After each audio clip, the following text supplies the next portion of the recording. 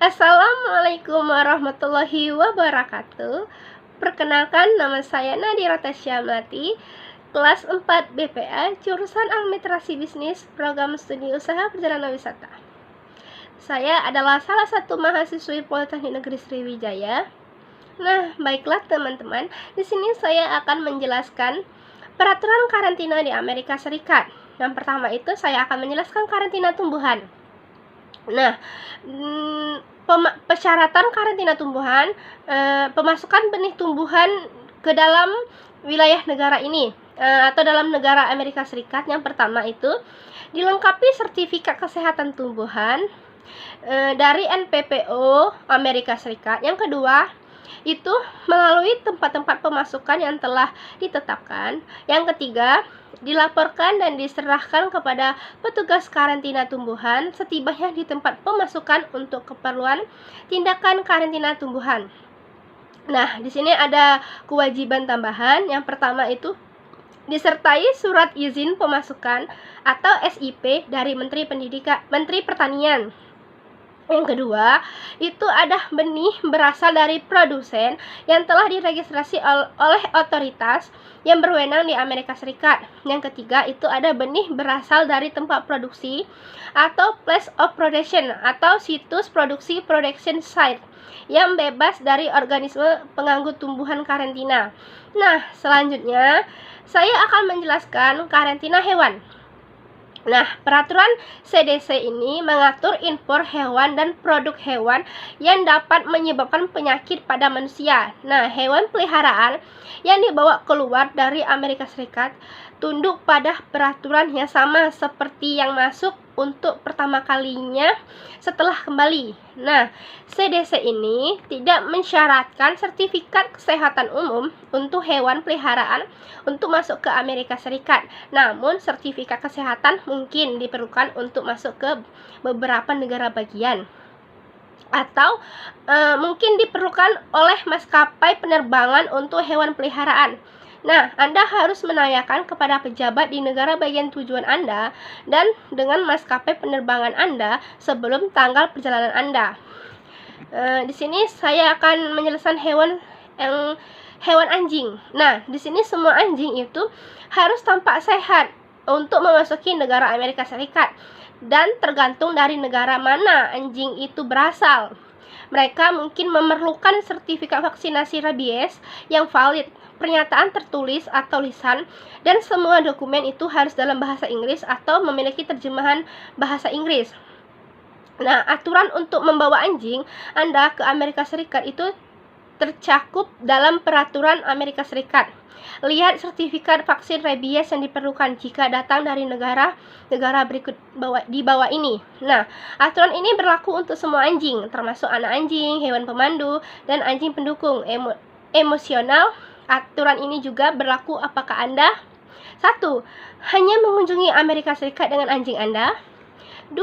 Mengimpor anjing ke Amerika Serikat.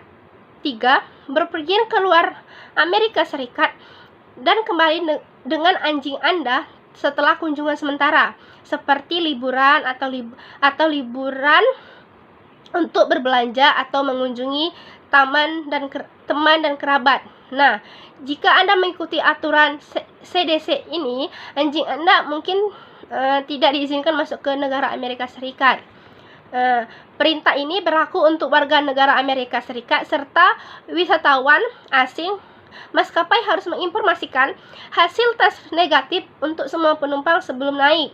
Maskapai penerbangan harus menolak naiknya penumpang jika mereka tidak memberikan dokumentasi tes atau pemulihan negatif. Nah, selanjutnya saya akan menjelaskan peraturan manusia.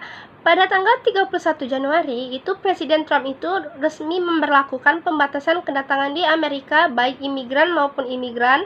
Semua warga negara asing yang secara fisik pernah melakukan perjalanan ke negara Tiongkok itu tidak diperbolehkan memasuki wilayah negara Amerika Serikat sampai 14 hari setelah perjalanannya di Tiongkok.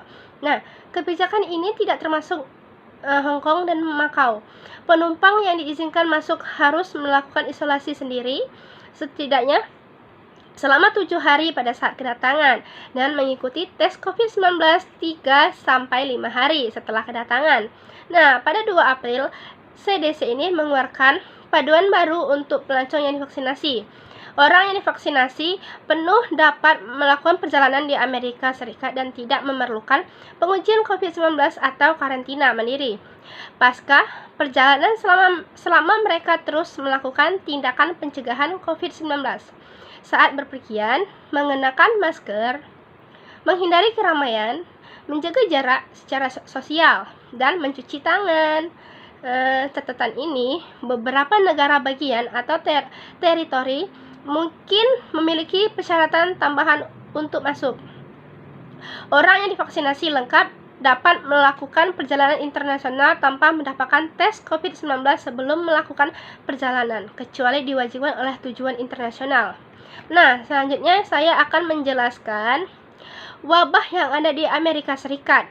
Pandemi COVID-19 ini di Amerika Serikat ini pertama kali dikonfirmasi pada tanggal 21 Januari 2020 di negara bagian Washington. Nah, pasien yang terjangkit baru 5 hari pulang dari kota Wuhan, itu tempat pandemi ini berawal. Pandemi coronavirus ini adalah pandemi yang disebabkan coronavirus atau COVID-19 dan menyerang sistem pernapasan Organisasi Kesehatan Dunia atau WHO.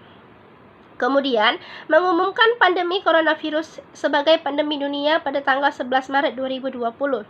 Pandemi coronavirus di Amerika juga berdampak pada penundaan maupun pembatalan acara-acara dengan skala perkumpulan massa yang besar, termasuk menutup sekolah, pameran pertunjukan, konser musik, liga olahraga, hingga pemutaran perdana berbagai film yang semakin masif dilakukan pemerintah dan otoritas kegiatan masing-masing, khususnya setelah Organisasi Kesehatan Dunia menyatakan sebagai pandemi pada tanggal 11 Maret.